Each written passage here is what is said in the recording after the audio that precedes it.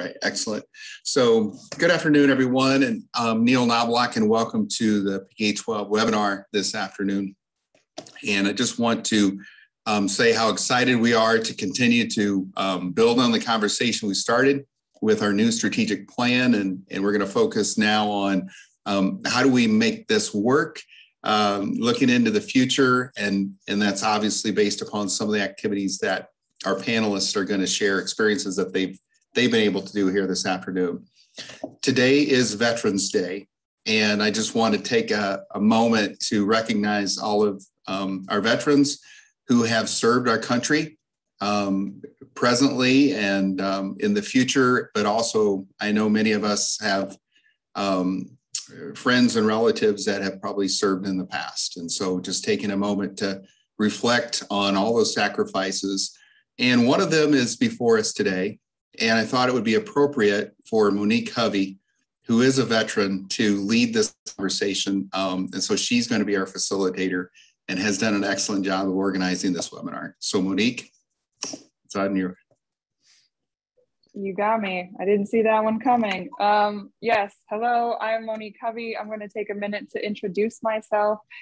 I have a master's degree in animal equine science. I'm here because I am working with Dr. Knoblach as my advisor. So I am working with PK-12 through Dr. Knoblach, and I have a lot to learn. So if you guys ever have tips about this whole endeavor, please feel free to share them with me. My research interests are typically in animal science and post-secondary adult education.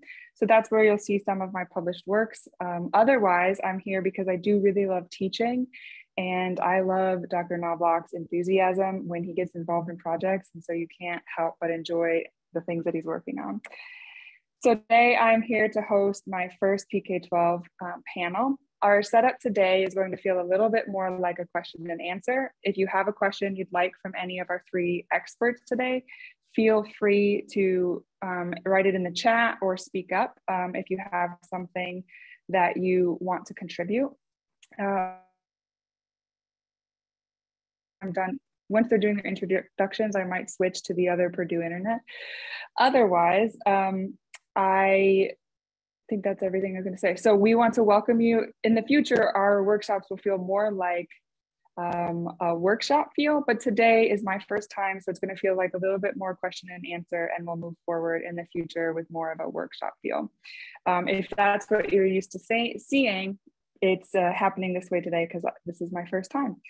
Okay, so our November focus area, it was on pre-recruitment strategies to reach broader PK-12 audiences. And so that came from the document that we shared on the initiatives that the PK-12 Council put out to help the College of Agriculture with PK-12 engagement moving forward. And so we invited three experts here today: Alex Pettigrew, Jeff Sanson, and Andrea Lutz, who are all leading the way in this specific area of PK. So we're going to start with introductions. I will have them introduce themselves, give 3 to 5 minutes to tell you who they are, what they do specific to pre-recruitment, and then we will move forward with questions. All right, Alex, would you like to start? I was clicking around with the view, so I lost my mouse. Thank you, Monique, for that introduction. My name is Alex Pettigrew. I currently work as one of the early academic outreach coordinators for Purdue University, so I'm in the Office of Admissions. I work specifically with 7th through 10th graders and their families on planting the seed for different opportunities post-high school. Prior to this, I worked as a county extension educator. I worked in urban agriculture, and I taught people in Indianapolis about bees, chickens, and goats. So I worked with junior master gardener as well, and I did a lot of engagement with families and non-formal or informal education. So prior to that, I worked with Dr. Knoblach also, and I worked with the PK-12 Council and the College of Ag to organize workshops similar to what Monique is doing. And I really have a passion for STEM and agriculture, and people seeing how agriculture can be used in everyday life, as well as how people can use agriculture to see the different STEM sciences. Because I didn't like chemistry until I saw it as baking. I didn't do well in my anatomy classes in high school until we started dissecting the cat. That might sound bad, but it's the truth. I didn't understand anything in my biology classes until we got to like dissecting the pig or the frog or things like that. So animal sciences and agriculture has really helped me to see science and things in a different light. So that's why I'm really an ag enthusiast, even though I work for admissions now. So I'm going to pass it over to Andrea because she also used to work in admissions. Thanks, Alex and Monique. So glad to be here this afternoon. My name is Andrea Lutz, and I serve as the Assistant Director for Undergraduate Recruitment in the College of Agriculture here at Purdue. I am still new to my role. Just 6 months in. I joined the Office of Admissions back in 2019, so also still relatively new to Purdue as well. My background is in higher education, so I started off working in student affairs and for an off-campus organization, but on a different campus. And then since that time, I've been working in admissions and enrollment management prior to moving into this full-time recruitment role. Definitely not an expert. I'm just going to throw that out there. I feel still very new to this conversation and have enjoyed talking with Jeff and Alex and getting ideas and thinking through these things and me coming from the recruitment perspective. And so I feel like I'm coming into this conversation with the recruitment perspective rather than necessarily the pre-recruitment perspective. But again, so glad to be here.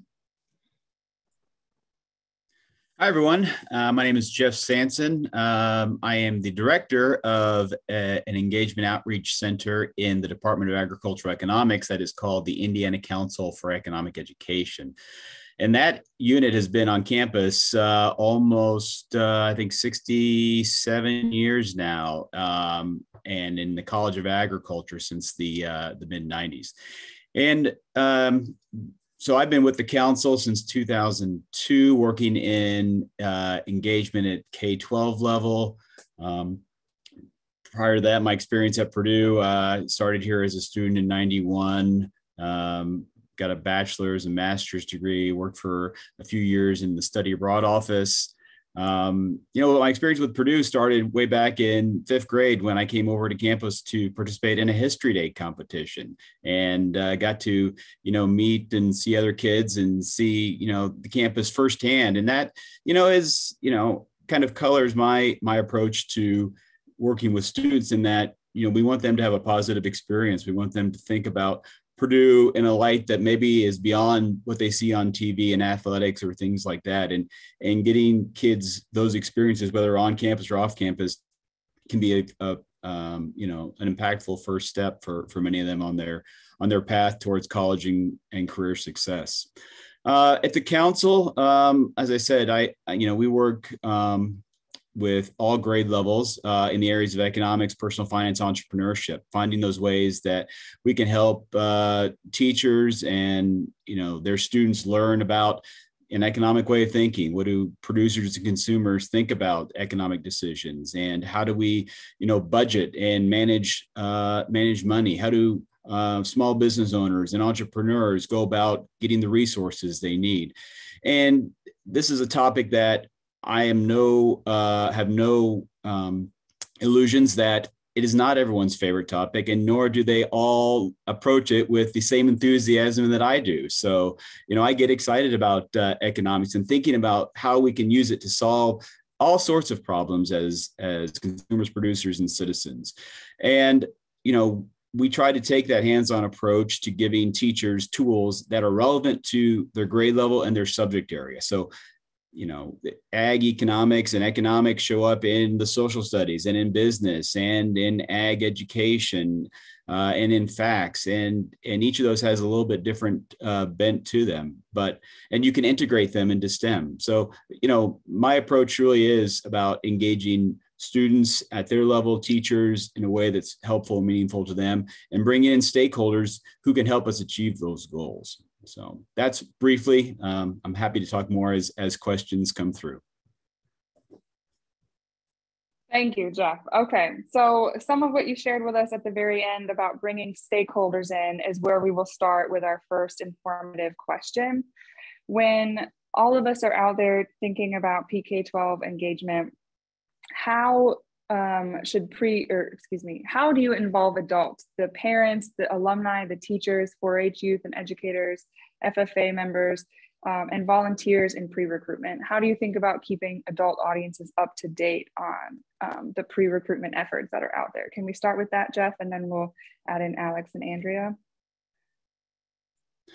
Sure. So there's multiple ways you can go about it. Though I'll talk about kind of how I've done it and my predecessors. So first, I've maintained an advisory board. So I bring in, and this is written kind of into the mission of the center, is to involve stakeholders from government, education, business, agriculture, labor, and get their advice in terms of what are the trends, what are the themes, what are the ways that we should approach the teaching of these topics, particularly with students. Connecting on a level with teachers and reaching out via emails and engaging the educators at state conferences or other professional development opportunities is huge, and very much a way that you can maximize the effort. So it's very difficult, particularly for outreach and pre-recruitment efforts where it's a one-person unit or a part-time effort by a faculty or staff member. But if you can bring on educators and teachers and help them understand how to integrate these approaches, that can have very much a multiplier effect. Yeah, I think, regardless of what your subject area is in agriculture, connecting with folks at the state level, the policymakers, the Department of Education, and both in terms of what's coming down the pike, but how can you help? What advice can you provide to make sure that what is being taught to students is accurate and is appropriate for the grade level and rigorous, and both in terms of the content, but assessment. So how do we make sure that the path the students are taking is going to prepare them for what they're going to have to know and do when they get to Purdue? And that colors the experiences that you can use in the pre-recruitment area. So it's about broadening the minds and giving them opportunities to see the connections between these things. So one of the things that I have coordinated for a number of years is a stock market simulation. So it gives kids an opportunity to see how a market works, particularly in this case, the stock market. And, at the end, they learn a little bit about saving and investing. They learn a little bit about markets, how markets work. And all that information, all that content is base level knowledge that they can apply when they do get into Purdue. And, if they go into ag econ, that's great. If they don't go into ag econ, they're starting to build a financial literacy. So there's an additional benefit to that. So parents, you have to think about the, how can they talk about these things, these topics with their kids? Parent guides, I think, can be helpful. Pre-COVID, we were working on another program that we called a family financial literacy night. So having parents come in and learn personal finance with their student and partnering with an elementary school to do that. Those are ways that you can kind of bring them along and they get to see, oh, here's something that, the university is doing that's supporting my student at our school. So that's been my experience. Let me turn it over to Alex. You want to go ahead? So I wanted to follow up on what you said about parents. I have a lot of experience working with parents in extension and in this new position I'm in. So I know it's a really big thing for parents to be involved in the process, even though it's their child that's going to make the decision. The parents being able to feel connected to the process and the decision, because just parents being like, that's the person that child looked up to for so long. And whether they do or do not know about college or agriculture, the parent still has a say. So having that parent feel like their voice is still being heard, even if it's outside of their realm, I think that's a big deal. And so having them share their experience, so also parents as alumni being able to talk to not only their child, but also other students that's interested in going to college and doing things like that, and to build on programming for parents. So I've been plotting on a college academy for parents that talks about the different opportunities in college and the different financial aid process, scholarships in the different universities, and just bringing them back to that college experience so they can be in that similar mindset to coach their child through the process. So I think a big thing to get adults involved in that pre-recruitment is to just really have them share and feel like their voice and their experience is also valid and an added contribution to the process. So Andrea. Yeah, so with AGR 101, every fall, we survey all the students regarding influencing factors on the major selection a student makes, and then also why a student chooses Purdue College of Agriculture. And one of the things that has stood out to me as I began to look at that data is the number one factor in terms of influencing individuals is parents or guardians. That primary supportive adult in a student's life. And so it is, I'm just going to highlight parents and supportive adults because I do think those particular individuals in terms of recruitment and pre-recruitment, students are introduced to experiences through their parents. They're encouraged to take part of, they're driven to experiences by parents. And so I just think parents are so crucial. And, you know, the data that we've collected over the past 10 or so years through, you know, all of our incoming freshmen, it points to that as well. You know, something that we're doing on the recruitment side of things is ensuring that we're copying all parents on our email communication, just to ensure that parents are receiving the exact same things that students are receiving via email. Some of the handouts that we utilize are honestly more so for parents. You know, there's one, it's a USDA Employment Outlook handout, and students aren't necessarily, to be honest, very interested in checking that out, showing like the next 5-year outlook for job opportunities within agricultural, food, life, natural resources, but parents are very interested in that. And I think it's important to consider parents and supportive adults when we're creating materials, when we are interacting with students.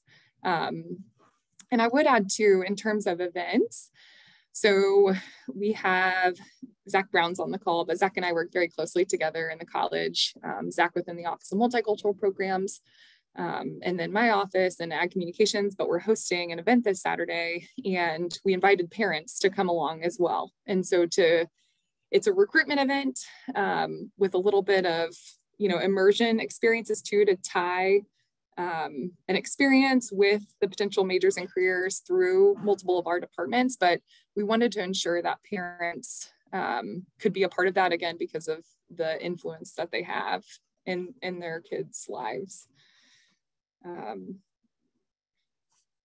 Yeah, I don't know if anyone has any other thoughts to add in on that. Thank you. I heard a lot about individualizing projects and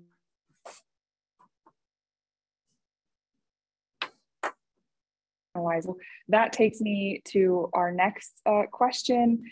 I think that it would be useful then to talk a little bit about how can pre-recruitment leaders or people who are going out there to strategize think about addressing recruitment of students from diverse agricultural backgrounds, whether that is thinking about diversity as we think about it traditionally, or one of the things that was interesting to me was that agriculture, if we're going to recruit students from somewhere in the Southwest or Florida, for example, that agriculture industry is a lot different than here at Purdue.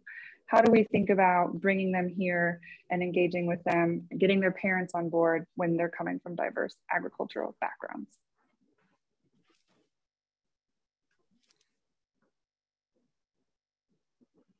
Thanks, Neil. My volume is cut now. I don't know if anyone else is experiencing that too. Yeah. So I think the most important thing is to find ways to make what we're doing here relevant to where the student is, their experience, where they're living, and connecting it. So, for example, one of the things we recently were developing.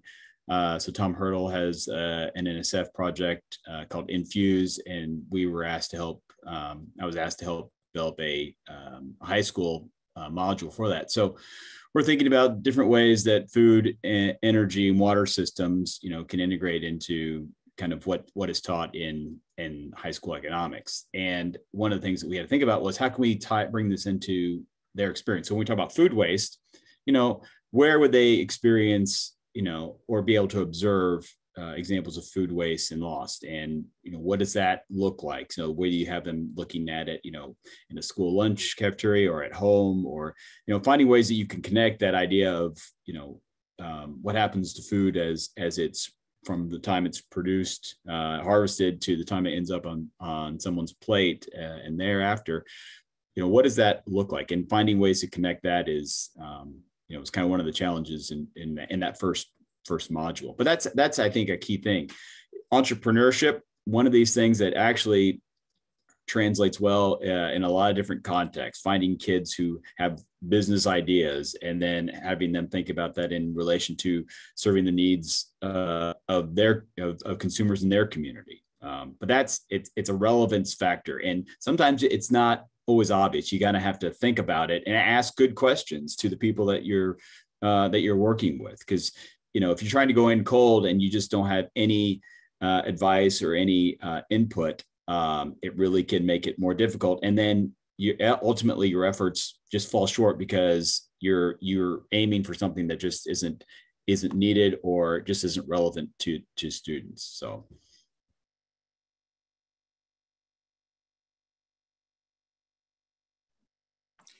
I can share a few things. So I think one thing is ensuring that the lesson plans and materials, our web pages, students are represented through the images that we share and show as representation of our college. So I think that's huge, and something that Zach and I have been with Marine, Manier, and AgCom, we've been focused on ensuring in our recruitment communications, and we will do the same when we start working on potential like early outreach or pre-recruitment pieces. I think another thing is just being like verbally sharing that within the College of Agriculture, students have a variety of backgrounds and interests and cultures and come from different communities. So, every presentation that Zach and I give when we talk about our student population and we're talking about like where our students are from, and we're 62% female and 10% underrepresented minority undergraduates, we also make it a point every time to share that we have students coming from rural, suburban, and urban areas with varying experiences in what most people would consider as agriculture, even though we all know it's much more broad and encompassing than what a lot of individuals consider ag. So yeah, I think it's sharing that and like being open to that, sharing your own backgrounds and experiences as well. I'm not an underrepresented minority individual, but I also don't have any background in ag. And so I share that just in terms of that type of diversity within our college with experiences. I don't know if, Alex, do you have any other thoughts or suggestions? Yeah, I just can build off what you and Jeff shared, that relevance piece, coming from diverse backgrounds and then connecting those dots to how ag relates to your experience or how you might not have known. Like you see ag in every day. So like with food waste, I remember I got asked to present to a group of STEM scholars, and I chose to present about pollinators because they're relevant, but people don't pay attention to them. So I made a lot of connections in my presentation, and the girls just got excited. They were like, what? We didn't know that. We didn't know mosquitoes were pollinators. I didn't know you could pollinate this, but not that. So it was just like Jeff was saying, you can't go in cold. You got to know a little bit of the background and what the people have been working with to just make those relevant connections, and also just sharing that experience. I don't come from a traditional background, but I consider myself an ag enthusiast, and it makes sense to me now. So just showing people those relevant connections is a really big deal. All right, thank you. it is almost 12:30, so I wanted to check in and see if there was anybody in the audience that might have any questions directly related to the first two rounds of questions. Otherwise, I have another setup for our team here today.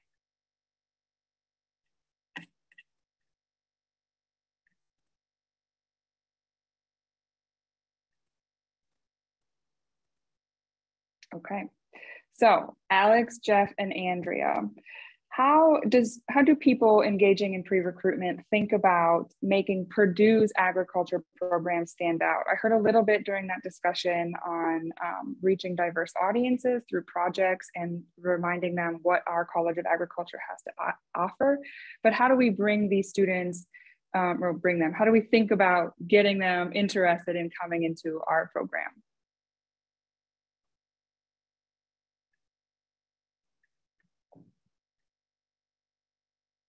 Let's start with Jeff, please, because you coming to us with the most experience.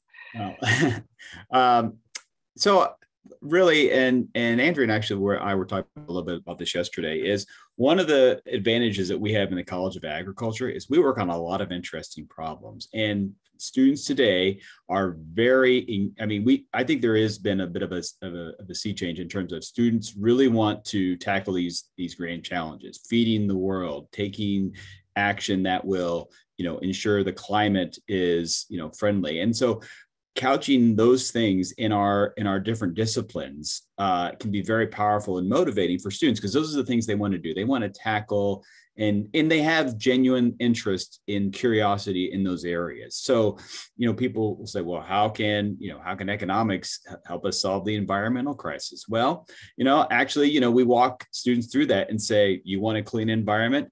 How clean of an environment? And, I run an activity where we do a series of cleaning up a room, and, all right, is this as clean? Is this as clean of a room as we can get?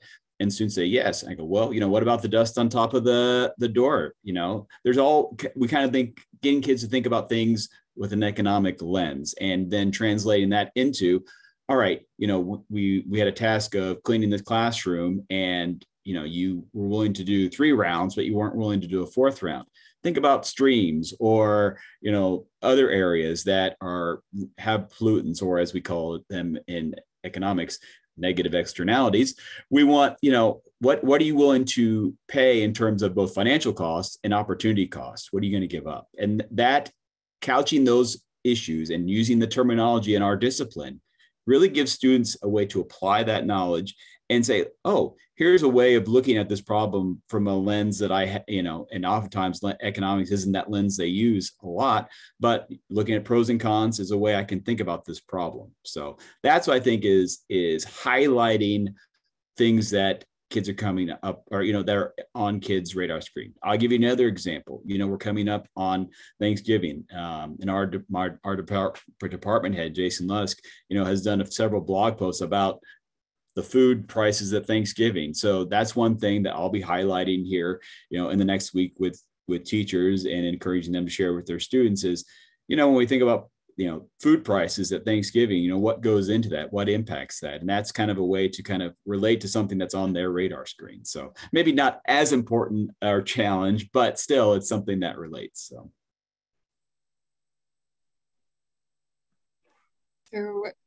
I think something that I would add to this question about us standing out as a university, as a college, in terms of pre-recruitment and recruitment for the college.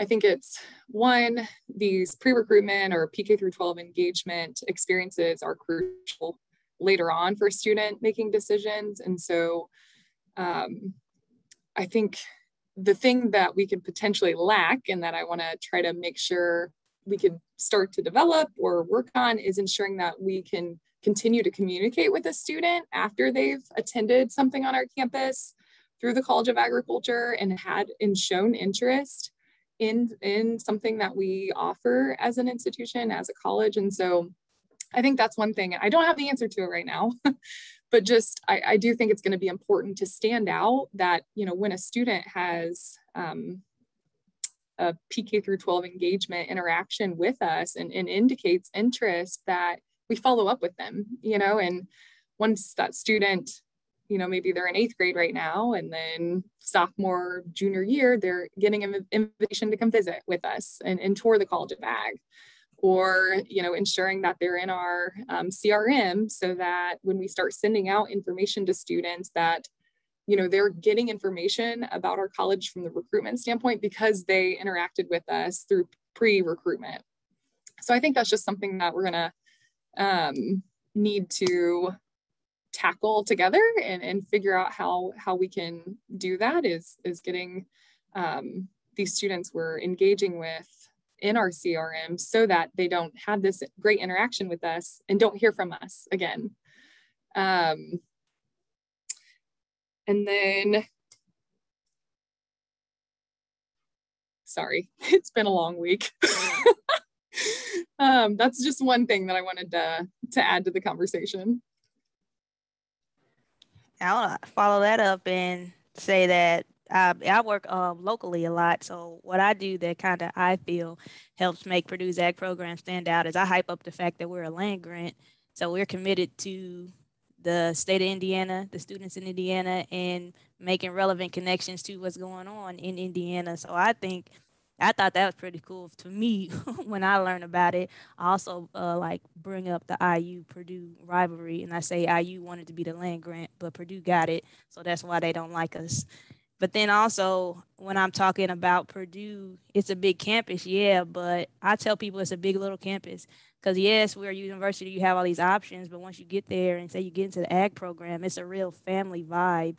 And I think that's a real selling point. I know it was one thing that I remember about the College of Ag, and that stuck with me even as I've graduated and gone on to grad school and working with Purdue now. Like, I still have those connections, and I can reach out to the people I met while I was in undergrad still to this day. So that connection to Indiana and then that culture in the College of Agriculture is a really good thing that I think sells the ag program.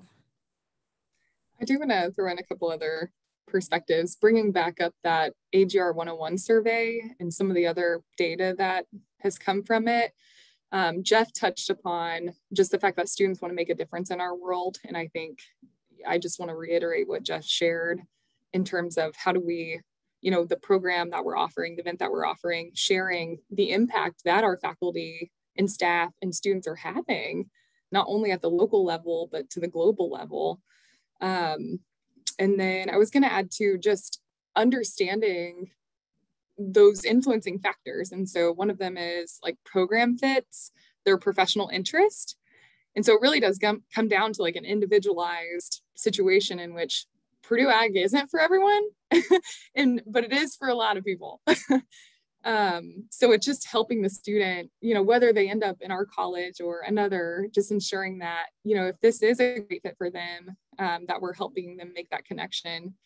Reputation and rankings is pretty important, especially for non-resident students and international students.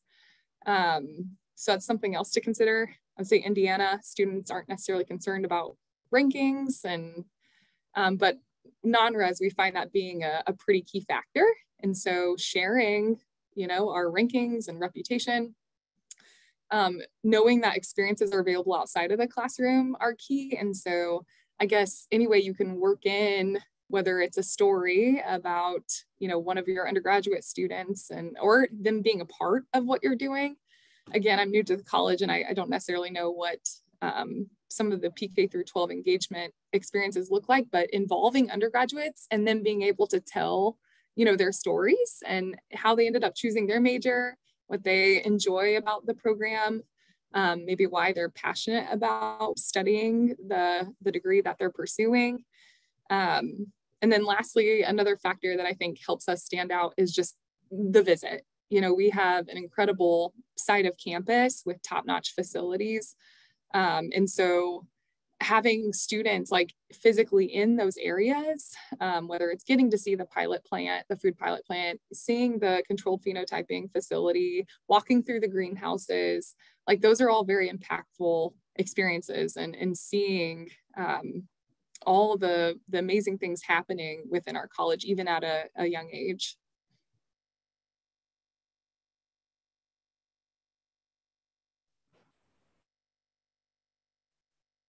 Monique disappeared. Hi guys, sorry about that. It's disappointing when our Purdue Pal internet doesn't work for us. So we had a question from the chat. I reconnected through Sarah's here to help me, luckily.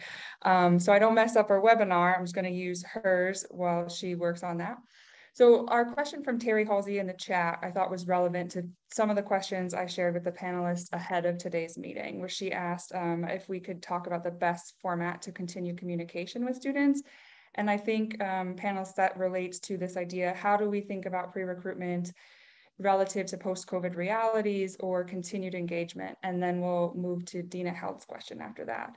I don't know if any of you are thinking about continued communication with students.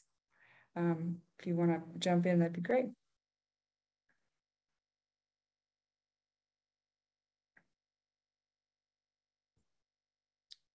I'll defer to my colleagues here. It's not, I'll be quite honest, it's a challenging area. Particularly when you do, if I do programs for teachers and they take that information and go back to students, I don't always necessarily know that. I mean, it's definitely, an impactful experience, but it's not always something that's trackable. And that's one of the things I guess I kind of, when I look at pre-recruitment, is I'm aiming very, very general and providing very broad foundational level information. And sometimes we're able to, continue that connection. And other times I haven't been as successful with that. But I mean, I communicate a lot through teachers and educators and have them continue that with their students. Sometimes I'm fortunate that, parents who've come to like a stock market awards program, stay in communication, but, that's an area definitely I need to work on with my pre-recruitment activities. Yeah, I mean, I guess it depends upon the age range that we're talking about. So for high school students, I would say it's primarily through email communication and like social media communication. But then again, dependent upon the age range, I would say parents are huge. So if you're collecting parent information, then students are more likely to be engaged in, an experience or an event. If the parent or supportive adult is wanting to make that happen.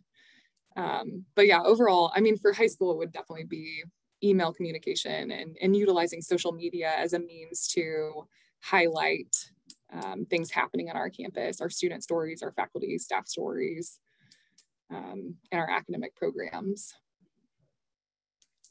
Yeah, I want to second that social media and the regular emails and communication, though I also have a theory with my position that actually showing up at the schools on a regular basis, maybe twice in the spring or once or twice in the fall, and them seeing my face and holding conversations, I think that would be a really good way to build that in-person communication. So talking about post-COVID, and everybody's excited about the face-to-face. So that's a theory I have about my position, and just building on those digital social media communications, them seeing me face-to-face, and then also offering opportunities for parents to also talk and see me face-to-face. I'm thinking about building a relationship the same way you do, keeping in touch with family or friends type thing, so that they have that connection and a good contact for Purdue, because I'm always willing to connect them to anybody that I know in the College of Ag. So I just think that's a good pairing for like virtual and in person. Thank you. I was just going to echo. I think that's critically important, and I would just add further that there are a lot of schools, universities, organizations, companies that do engage with teachers and students at the K-12 level, and my observation is that not all of them have great reputations in terms of reliability. So if you want to help set apart, the reputation of Purdue and Purdue Ag in particular, be reliable, don't overpromise.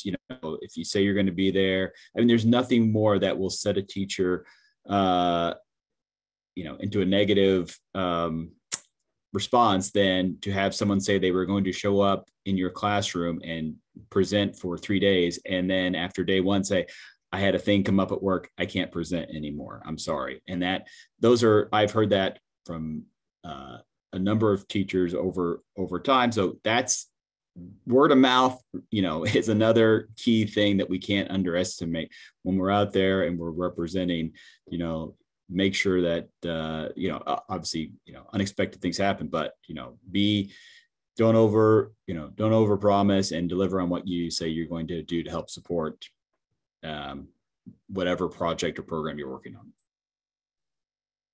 Thank you. That's really great. I have found that being able to stick to a promise, even if it's a simple one, is usually better. I wanted to take a moment to say thank you for admitting, Jeff, your struggles with continuing communication. It's always helpful for those of us that are coming into this new or who aren't at the forefront of pre-recruitment to know that we're not the only ones that might struggle to think about continued communication or a problem of the like. And secondarily, I wanted to add that I am here as a non-traditional student, having served in the military for 7 years. And so I'm older than some of the people that I'm here at graduate school with. And one thing I have found to be helpful is to partner or find a younger mentee, mentor that you can talk to about how to engage on social media with some of the projects. And so working with Dr. Knoblach's other student, Sarah, who's on here with us today, to learn about what undergraduates and people closer to her age range, we're only a decade apart, but now today, a decade makes a difference in terms of communicating with people older, younger than you. And so I think finding a partner might help too. That was just something I thought about. So we have another question from someone in the audience. Would any of you speak to more about 4-H partnerships or future projects or programs for pre-recruitment efforts? Is there anything that you can think about or talk about, something you're excited about? If she has anything more specific, she might add to that.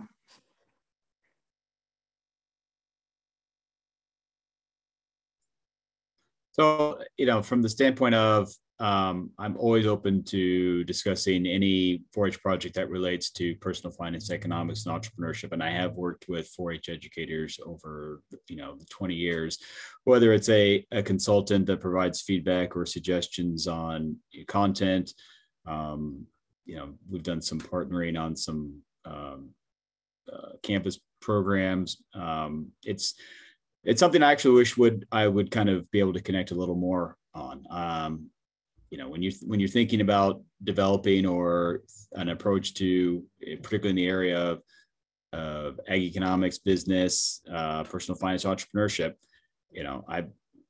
I've worked with a number of strategies and can provide insight, suggestions, formats. So I'm always open to those ideas. Most recently I was working with educators on a Spark Club idea that originally kind of was looking at investor education and then kind of broadened out to personal finance. So always, I think there's no need to always reinvent the wheel. But, for whatever it's worth, I'm always open to those conversations. So, and if there's a way, I communicate in terms of some of the conferences, the HHS educators and others, if there's other ways that we could be better communicating, what we're able to work on, I'm open to those suggestions as well. I think so. I would add that with, 4-H educators all across the state of Indiana embedded in Indiana communities, I do think it's helpful and is the perfect partnership in terms of having a consistent presence and building a really great relationship, not only with 4-H educators, but the community itself. So I think in the future, this is definitely something on the recruitment side of things and pre-recruitment and early outreach that we want to better establish. Within the Office of Academic Programs, we're currently hiring an early outreach initiatives coordinator, and we're in the process of interviewing for that position. And that's actually one of the questions I'm going to pose today during the interview, just to see, potential ideas and thoughts for the future. So your question is definitely relevant, and it's great to hear that that's being thought of, and I think it's really important for the future. I think 4-H has a strong, well, from my experience in Marion County, I know 4-H is associated with Purdue, so I do think it's a good partnership for pre-recruitment, though I'm also still curious to see how 4-H reaches out to diverse audiences. I know it's getting better and it's changing, so I'm interested to see that grow and see more people that look like me as not only being involved in 4-H, but 4-H volunteers. So I think that would help even more as a pre-recruitment effort if that view of 4-H changes from the traditional to the all-encompassing. Because I know 4-H has all kind of products and robotics now, so it's a variety of options for people to engage in related to all their interests. So I think 4-H is a really good partnership. I do want to add, so I know Zach's on this call, but Zach led a collaboration this past spring with Juntos 4-H, and we definitely are, as the Office of Multicultural Programs, Office of Academic Programs, and then working with departments, wanting to continue to invest in the Juntos 4-H program and offering pre-recruitment or early outreach experiences like PASA Middle School through the Office of Multicultural Programs. So that's another example of kind of a current and future planning to offer or help with the family event in the spring with Juntos 4-H, and then also like the PASA Summer Middle School and Summer Academy this summer. And I would echo, if you're, again, if your time is under-resourced and, you're looking for ways to increase your pre-recruitment engagement, when these opportunities are announced, don't hesitate to reach out and say, I want to participate. And, maybe you can't fully participate. Maybe you just have a little bit of time, or you want to do something. There are enough opportunities that come along that you can contribute.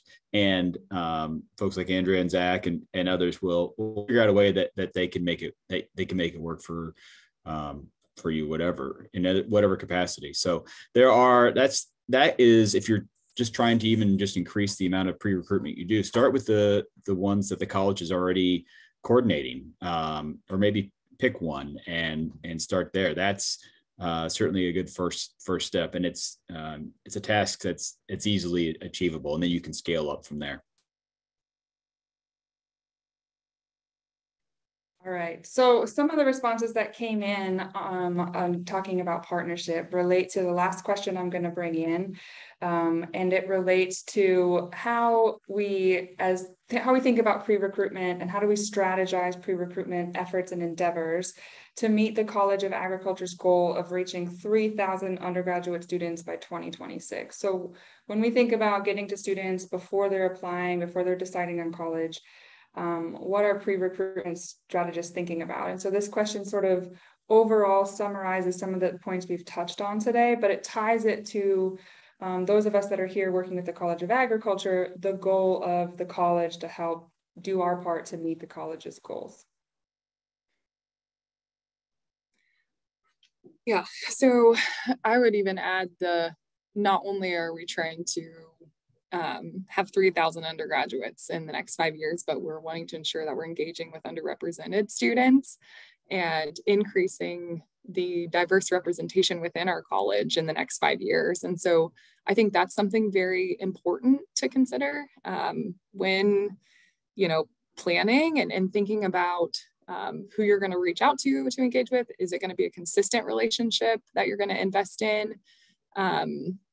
Rather than maybe just a one-time thing. I think I would love to work with individuals in the PK-12 engagement realm and share, what geographical locations and areas based upon demographics, past application, history, things like that.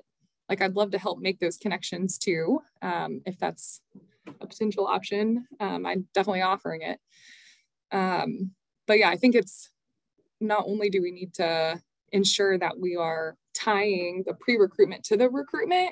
And so again, trying to make sure that we're getting these students and I hate to say like into the CRM, but honestly, it is important because that's how we communicate with students and show that we're interested in them, is through, you know, our email communication and invites to things. That's how students get invites to things that we're offering as a college. But yeah, I think it's ensuring that the programming is inclusive and ensuring that the potentially that you're focused on looking, how can I increase engagement with underrepresented populations within our college?